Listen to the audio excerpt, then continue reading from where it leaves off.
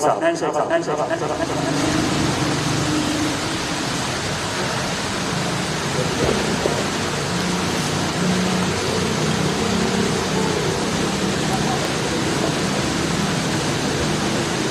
اللہ الرحمن الرحیم۔ سب سے پہلے تو میں اپنے آئے ہوئے تمام مہمانان گرامی سے ملتمس ہوں اور ان کا شکریہ ادا کرتا ہوں کہ انہوں نے اس پروگرام کو کامیاب کرنے کے لیے یہاں پہ تشریف لائیں۔ جناب طارق اقبال نور بہاری صاحب، میجر مسرت صاحب، حسنین صاحب، بہار فاؤنڈیشن کے آفتاب عالم بھائی، اور ہمارے معزز مہمان گرامی TLP سے ہمارے آئے ہوئے ہیں اور مسلم لیگ نون سے آئے ہوئے ہیں، پیپلز پارٹی کی طرف سے آئے ہوئے جو مہمان گرامی، ان سب کا میں شکریہ ادا کرتا ہوں۔ اورنگی اتحاد کونسل بنانے کی ضرورت کیوں پیش آئی؟ سب سے پہلے تو میں آپ کو یہ بتانا چاہوں گا، اورنگی چونکہ ہم یہاں چھوٹے سے بڑے ہو گئے ہیں اور ساری چیزیں ہمارے سامنے ہیں، ہم اپنے مسائل وہیں کے وہیں دیکھتے پڑے ہوئے ہیں۔ مطلب کہ ہم جب چھوٹے ہوا کرتے تھے تو اس وقت ہماری گورنمنٹ اسکول، گورنمنٹ کے اسپتال، اس کے اندر سے ہم خود علاج کروا چکے ہیں، یعنی ایک پرچی پہ وہاں سے دوائیاں اور ساری چیزیں ملتی تھیں، اور اب اسی اسپتال کو ہم جب دیکھتے ہیں تو وہ کھنڈرات ہے، چرسی موالی اس کے اندر بیٹھے ہوئے ہیں، ٹھیک ہے۔ اس طرح واٹر پمپ ہے اور دوسرے اسکولز ہیں، کالج ہے، سارا نظام سیوریج سے لے کے سڑک سے لے کے دھرم برم ہوا اورنگی ٹاؤن کے اندر۔ کیا یہ اورنگی ٹاؤن پاکستان کا حصہ نہیں ہے؟ کیا یہ اورنگی ٹاؤن شہر کراچی کے اندر نہیں آتا ہے؟ جو ہمارے معزز ممبران، جو عوامی نمائندگان ہیں، جو یہاں سے ووٹ لیتے ہیں اور جیتتے ہیں، کیا وہ کوشش کرنے کے باوجود اورنگی کو سنوار نہیں سکتے ہیں؟ تو یہ بہت سارے سوالات ہمارے اندر جنم لے رہے ہیں۔ آپ کا بھائی حسنین جو ہے، حسنین شیخ، گیدرنگ کریٹ کیا، مخلص لوگوں کو جمع کر کے اورنگی اتحاد کونسل کا وجود قیام میں لایا گیا، اور ہمارا مشن موٹیو غیر سیاسی ہے، فلاحی کام ہے۔ فلاح کا جو کام ہوتا ہے، فلاحی کام، ہمارے یہاں اورنگی کے اندر سینکڑوں آرگنائزیشن کام کر رہی ہے اور بہت اچھا کام کر رہی ہے۔ راشن کے حوالے سے لے لیں آپ، اچھا ایجوکیشن کے حوالے سے لے لیں آپ، مطلب کہ تمام چیزیں وہ کر رہے ہیں، میں ان کو بہت اپریشیٹ کرتا ہوں، لیکن ہمارا کام تھوڑا سا الگ ہے۔ اس کے لیے میں پہلے آپ کو اپنے موضوع پہ جانے سے پہلے ایک حدیث سنانا چاہوں گا، اس کا مفہوم ہے کہ نبی صلی اللہ تعالیٰ علیہ وسلم کے چچا جان حضرت عباس رضی اللہ تعالیٰ عنہ مسجد نبوی کے اندر آپ اعتکاف فرماتے ہیں، اور علماء کرام بیٹھے ہیں یہاں، معلومات ہیں، وہ اس چیز کو تصدیق کر سکتے ہیں کہ مسجد نبوی کے اندر اعتکاف کرنا 20 سال اعتکاف کرنے سے افضل ہے۔ مسجد نبوی کے اندر اعتکاف کرنا 20 سال اعتکاف کرنے سے افضل ہے صرف مسجد نبوی کے اندر اعتکاف میں بیٹھنا۔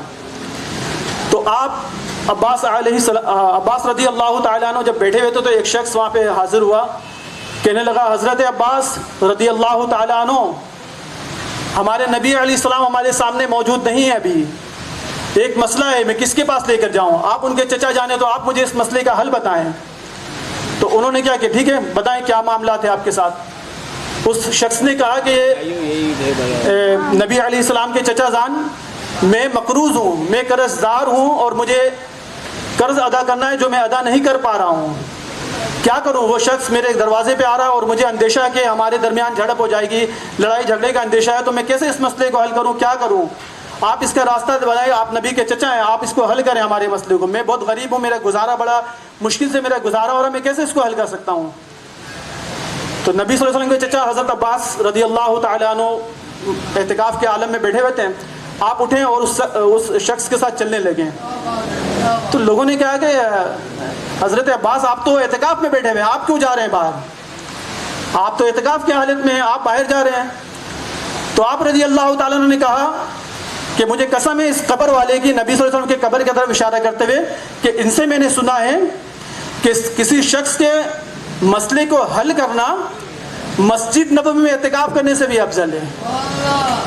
یہ حدیث پاک کا مفہوم بیان کر رہا ہوں، آگے پیچھے ہو سکتا ہے، لیکن المختصر یہ کہ اس کے اندر یہ باتیں پتہ چل رہا ہے کہ کسی انسان کی ہیلپ کرنا، اس کی مشکلات کو دور کرنا، اس کی پریشانی کو دور کرنا یہ بہت اولین عبادت ہے. آسمانوں کے ستارے آپ نے دیکھے ہیں, آپ جو یہاں پہ بیٹھے ہیں لوگ موجود ہیں, آپ زمین کے ستارے ہیں. کس طرح ہیں؟ اس طرح ہے کہ لوگ اپنی دنیاوی زندگی میں مشغول ہیں, کسی کو فکر نہیں ہے, سب اپنی ذات کے لیے سوچ رہا ہے. لیکن آپ میں سے کوئی بھی شخص کہیں کھڑا ہوتا ہے تو وہ دیکھتا ہے یار یہ سیوریج کا نظام غلط ہوا ہے, کاش اس کو میں صحیح کرا سکوں کسی کے ریفرنس سے. یار یہ اسکول کی دیواریں ڈیمیج ہیں, ادھر سے بچوں کی تعلیم حاصل کرتے ہیں بچے, پریشانی ہے. یار یہ اسپتال کا حال یہ ہے, اگر یہ صحیح ہوتا تو ہمارے لوگوں کو علاج میسر ہوتی. تو یہ ہر کوئی نہیں سوچ رہا ہے. اللہ نے آپ کو چنا ہے اس کام کے لیے, تو آپ بہت معزز اور معتبر شخصیت کے حامل ہیں آپ.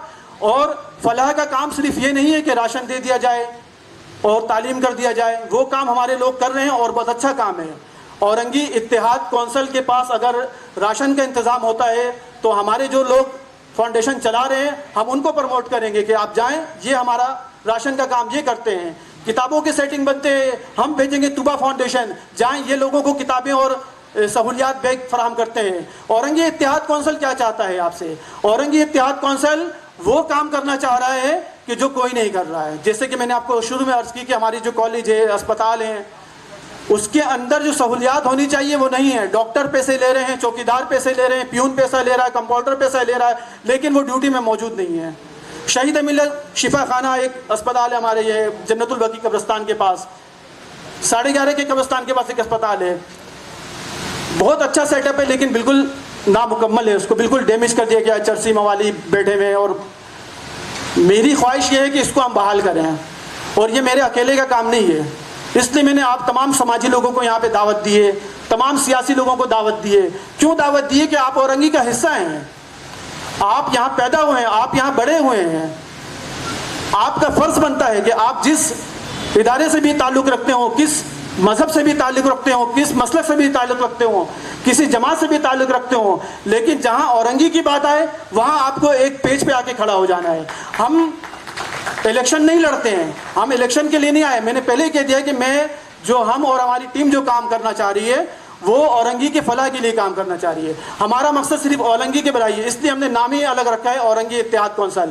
اگر مجھے سیاست کرنا ہوتا یا سیاست میں حصہ لینا ہوتا یا مال بنانا ہوتا تو میں یہ نام کبھی نہیں رکھتا. میرا مقصد یہ ہرگز نہیں ہے کہ جو لوگ نام دوسرے رکھتے ہیں تو وہ اورنگی سے مخلص نہیں ہے. میرے باتوں کو کبھی آپ لوگ غلط نہیں سمجھیے گا, کیونکہ غلط گمان کرنا, اس کے بارے میں آپ کو ایک واقعہ سنا دیتا ہوں. بہت مشہور واقعہ ہے کہ 2 میاں بیوی اپنے نوجوان بچے کو لے کر, 16 سال کی عمر کے بچہ ہے, اس کے ساتھ وہ ٹرین میں سفر کر رہے تھے. اس کے سامنے ہی 2 میاں بیوی نئی شادی ہوئی تھی, وہ بیٹھے ہوئے تھے. تو وہ بچہ وہ جو لڑکا اچھا خاصا بڑا تھا, جوان لڑکا تھا, بالغ مطلب 15 سال کا لڑکا تھا, وہ اپنے والدین کے ساتھ بیٹھا ہے اور چلتے چلتے ٹرین سے گزر رہا تو اس کو نظر آ جا رہی ہے بڑے بڑے پیڑ. تو وہ اشارہ کر رہا, واہ کتنے زبردست یہ پیڑ ہیں, واہ کتنے اچھے یہ بادل ہیں.